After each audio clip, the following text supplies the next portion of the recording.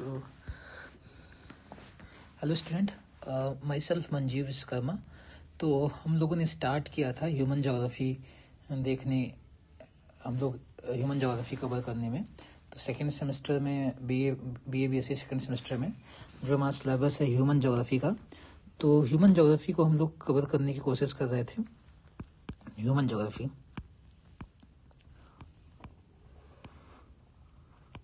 तो last episode में हम लोगों ने देखा था कि ह्यूमन ज्योग्राफी क्या हमने इंट्रोडक्शन देखा था ज्योग्राफी के बारे में इंट्रोडक्शन देखा था कि ह्यूमन ज्योग्राफी कहाँ पर लाई करती है, क्यों हम लोग ह्यूमन ज्योग्राफी पढ़ते हैं, और कैसे ये समझा था कि ह्यूमन ज्योग्राफी एक सिस्टमैटिक अप्रोच है ज्योग्राफी को डील करने का।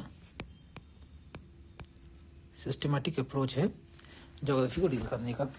तो आज हम लोग कोशिश करेंगे कि समझने की कि ह्यूमन ज्योग्राफी क्या है ब्रॉडर टर्म में। तो पहले हम लोग ने देखा कि ह्यूमन ज्योग्राफी एक ब्रांच ऑफ ज्योग्राफी है। जब हम एक सिस्टमैटिक सेंस में देखते हैं तो हमने कल देखा था कि ज्योग्राफी सिस्टमैटिकली दो ब्रांच में ब्रॉडली डिवाइड किया जा सकता है। एक ब्रांच है फिजिकल ज्योग्राफी की, जिसको हम लोगों ने फर्स्ट सेमेस्टर में काफ़ी डिटेल से देखा था, इसमें हमने लिथोस्फीयर पढ़ा था, फिर इसमें हम लोगों ने एटमॉस्फेयर पढ़ा था, फिर इसमें हम लोगों ने हाइड्रोस्फीयर पढ़ा था, फिर इसी में हम लोगों ने बायोस्फीयर पढ़ा था।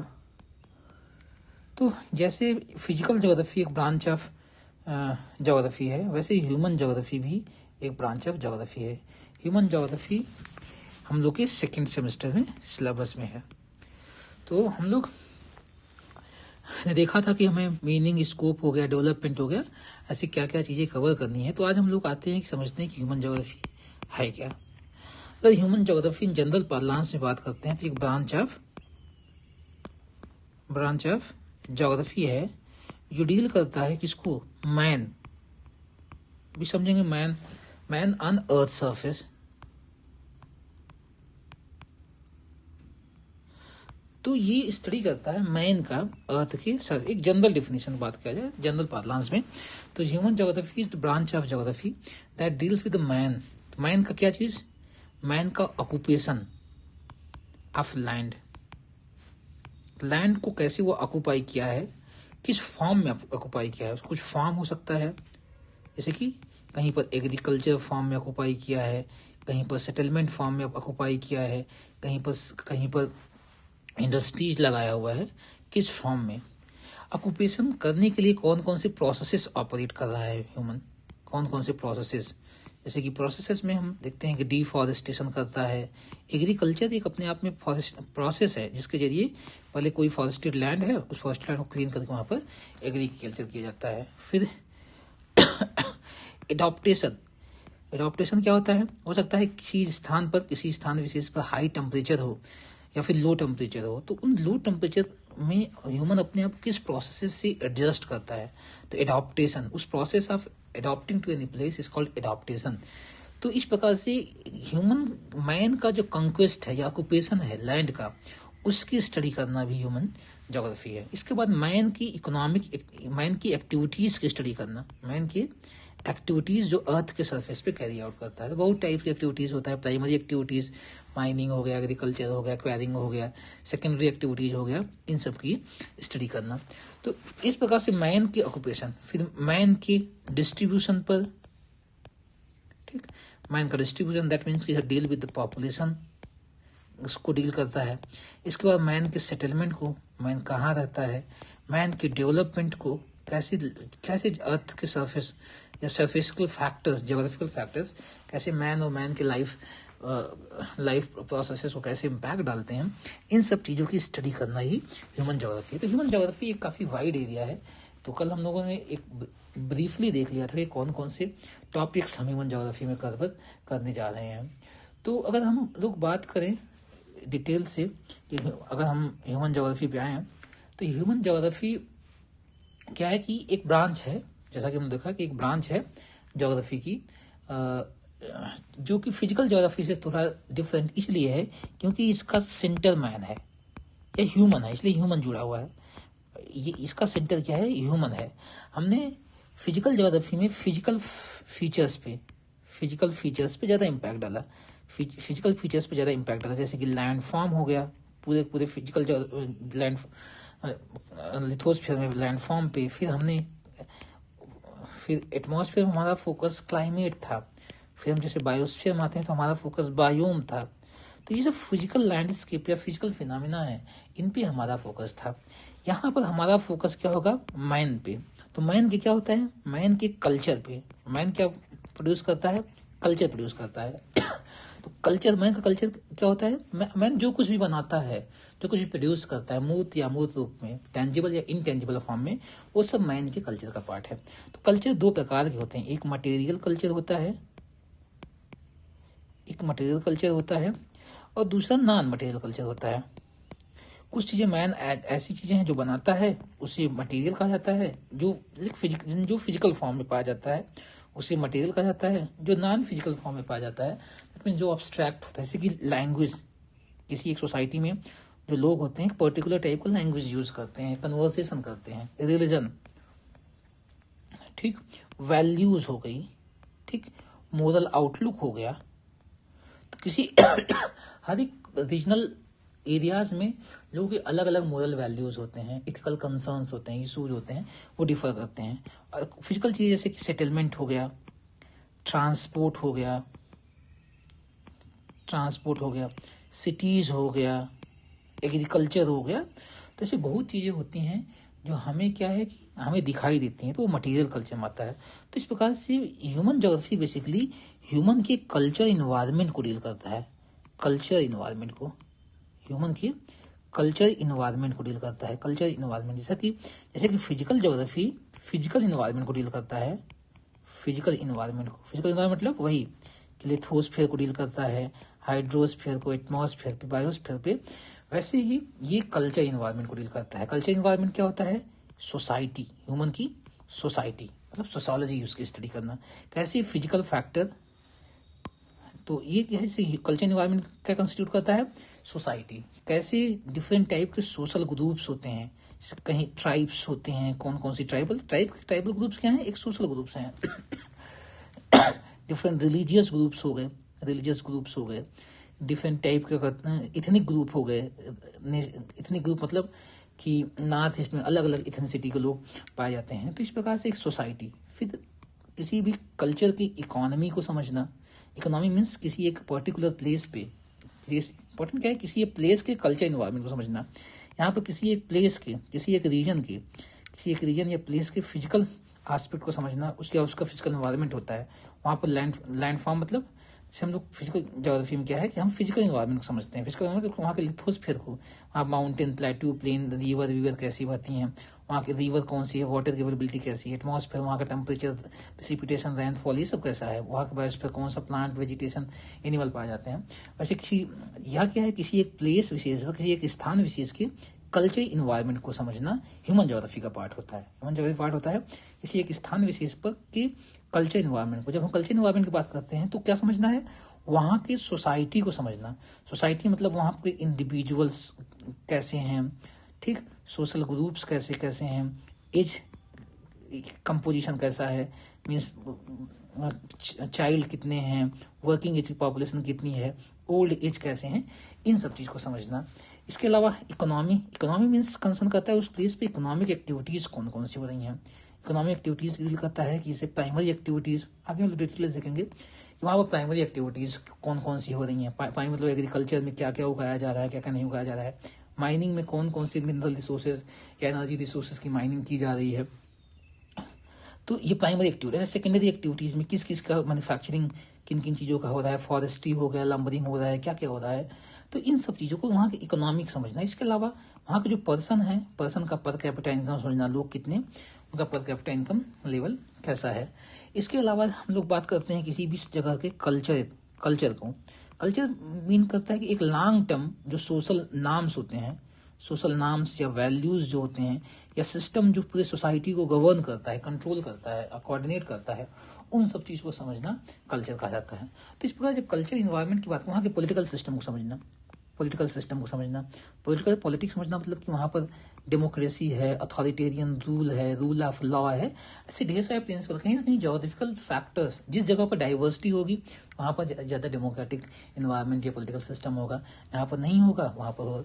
तो इस प्रकार से ह्यूमन फिजिकल ज्योग्राफी का काम था, फिजिकल ज्योग्राफी का काम था कि फिजिकल इन्वायरमेंट को समझना, और फिजिकल इन्वायरमेंट के जो प्रोसेसेस हैं, लिथोस्फीयर के प्रोसेसेस, हाइड्रोस्फीयर के प्रोसेसेस, एटमॉस्फेयर के प्रोसेसेस, बायोस्फीयर के प्रोसेसेस, इन प्रोसेसेस को डील करना, और इन प्रोसेसेस को डील करना, ये प्रोसेसेस क्यों होते हैं, कहाँ होते हैं, कब होते हैं, कैसे होते हैं, क्या रिजल्ट होता है, उन सब। वैसे ही हम ह्यूमन ज्योग्राफी में हमारा कंसर्न होता है कि हम ह्यूमन के कल्चर इन्वायरमेंट की स्टडी करते हैं, उसके कल्चर इन्वायरमेंट, उसकी सोसाइटी आती है, उसकी इकोनॉमी आती है, इकोनॉमिक एक्टिविटीज आती हैं, उसका कल्चर आता है, मतलब लैंग्वेज, लिटरेचर हो गया, रिलीजन हो गया, ये सब चीज़ें आती हैं। इसके अलावा इकोनॉमिक में ट्रांसपोर्ट हो गया, कम्युनिकेशन हो गया, पोर्ट डेवलपमेंट हो गया, इंफ्रास्ट्रक्चर हो गया, फिर economic activities, primary activities, secondary activities, tertiary activities, ये सब आती हैं। उसके पॉलिटिकल सिस्टम हो गया कि वहाँ पर किस प्रकार की पॉलिटिकल ऑर्गेनाइजेशंस हैं, कौन कौन सी इशूज हैं, क्या क्या कंसर्न है, कैसे लोकल इशूज जो हैं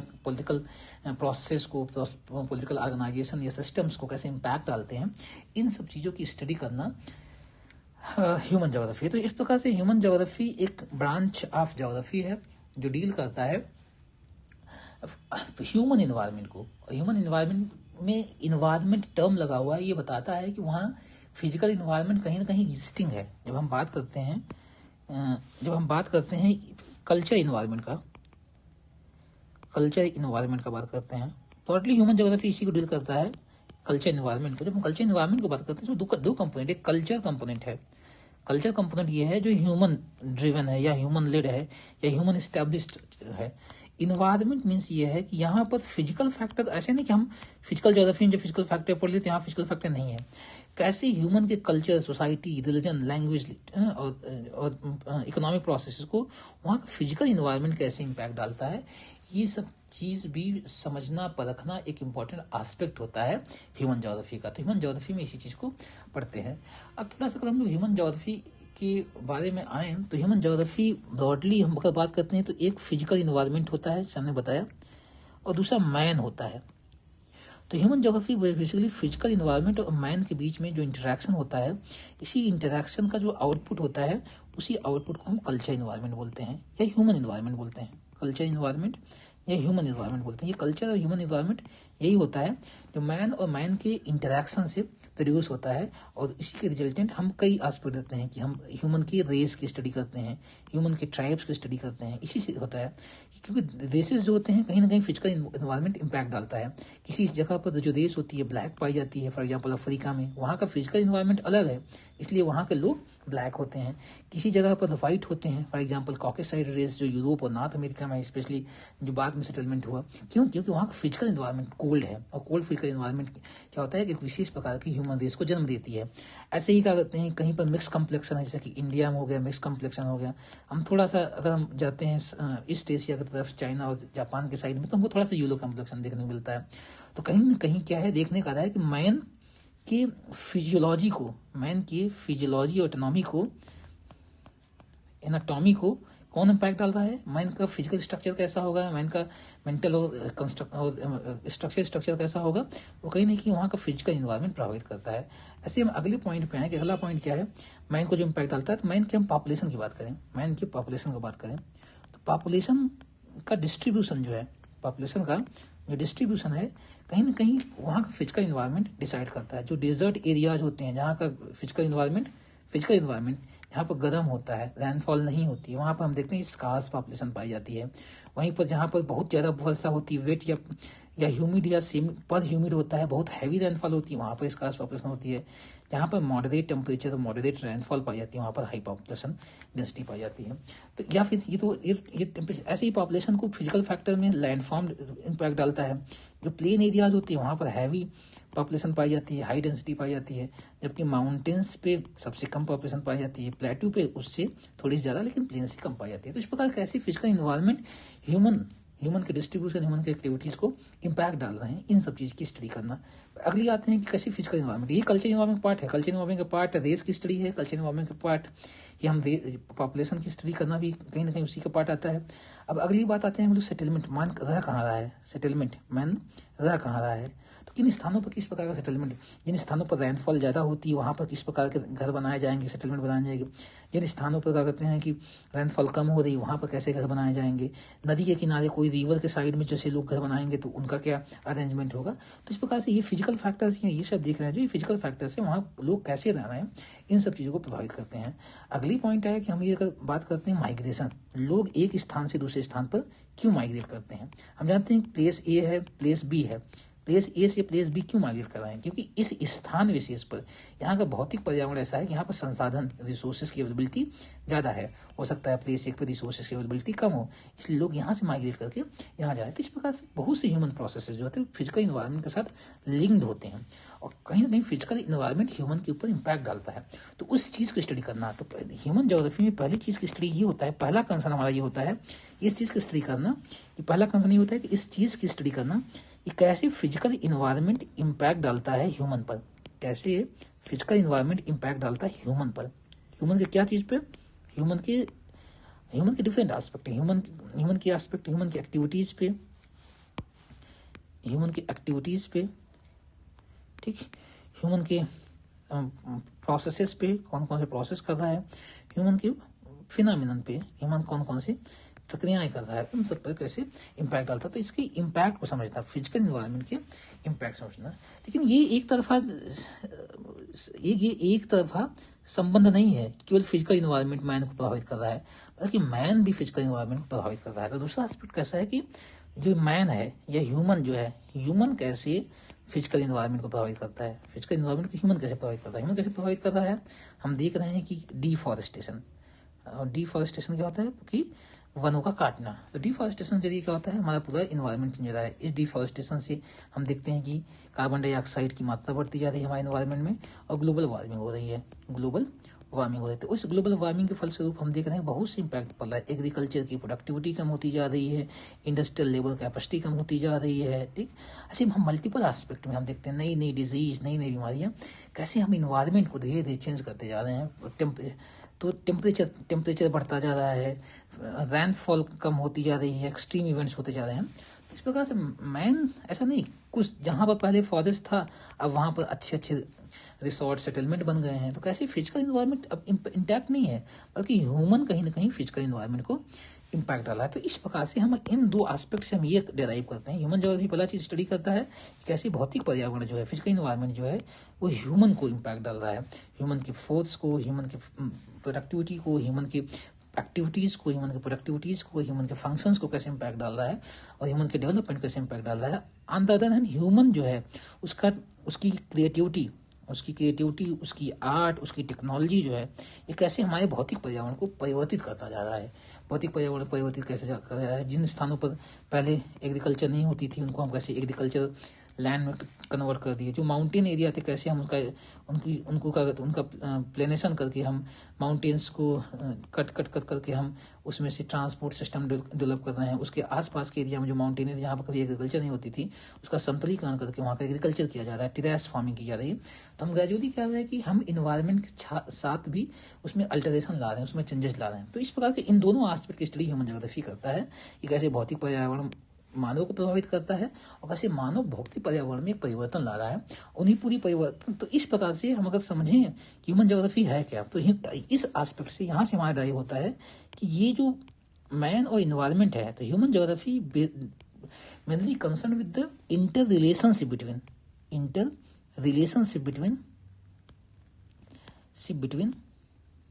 मैन एंड इन्वायरमेंट। मैन और इन्वायरमेंट के बीच क्या इंटर रिलेशनशिप है, इसी इंटर रिलेशनशिप की स्टडी करना ह्यूमन ज्योग्राफी का कंसर्न है। तो human geography is the branch of geography. तो इस प्रकार से हम बोल सकते हैं human geography is the branch of geography that deals with the inter relationship between man and environment और and resultant human processes, phenomena, landforms and landscapes produced by man on earth surface। तो ये एक simplistic definition derive होती है जो अभी हमने आपको समझाया। तो इस एपिसोड में इतना ही रखते हैं। आगे से हम कुछ इंपॉर्टेंट स्कॉलर्स उन्होंने कैसे ह्यूमन ज्योग्राफी को देखा, उसकी डिफिनीशंस के जरिए हम उनके ह्यूमन ज्योग्राफी के आस्पेक्ट को समझने की कोशिश करेंगे। तो अभी इस क्लास में इतना ही रखते हैं, मिलते हैं नेक्स्ट क्लास में। Thank you.